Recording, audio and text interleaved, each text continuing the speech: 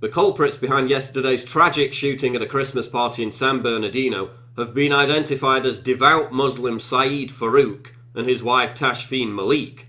But who did the left rush to blame within minutes, before we knew anything about the shooters, before the bodies were even cold? White people, conservatives, Donald Trump supporters, the NRA, gun owners, pro-lifers, and all men in general.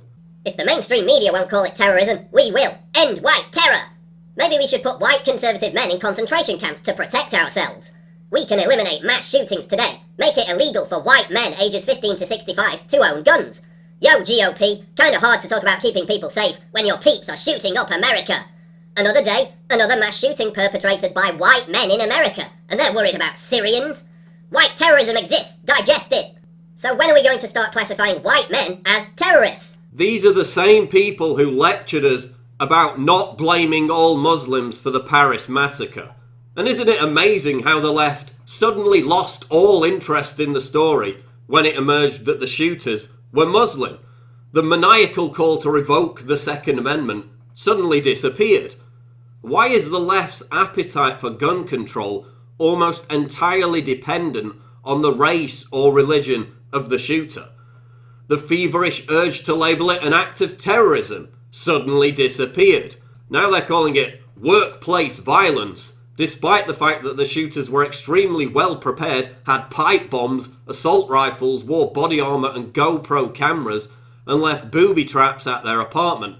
But this was just an impromptu argument that got out of hand. Okay, Farouk just happened to have tactical gear and explosives lying around at home after his little holiday to Saudi Arabia. And now we learn that numerous neighbours refused to report the couple's suspicious activity before the attack for fear of being labelled racist. Once again, just as with the Bryce Williams shooting, political correctness is now so virulent it's costing people's lives.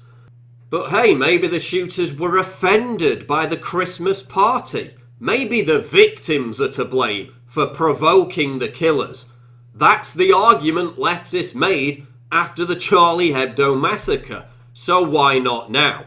Listen, it's instructive to analyse whether or not the violent and intolerant religion of Islam had anything to do with Saeed Farouk's rampage. It's instructive to note that Ishmael Brinsley's desire to carry out a Black Lives Matter revenge attack led to the murder of 2 NYPD cops. It's instructive to understand the unhinged and radical beliefs that led Dylan Roof to massacre 9 black churchgoers. What's completely worthless is to blame an entire race for a tragedy within minutes before you even know anything about what happened, simply to bolster your political agenda and virtue signal to all your trendy progressive friends on Twitter.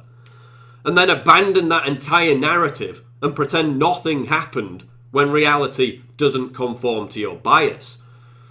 So when the next mass shooting happens, whether the culprit is black, white or Arab, let's not use it to castigate an entire race. Let's not immediately hijack the tragedy before the bodies are cold to advance our political agenda. Let's not attack people simply for offering their prayers to the victims. Let's wait until the facts are known before making complete fools out of ourselves.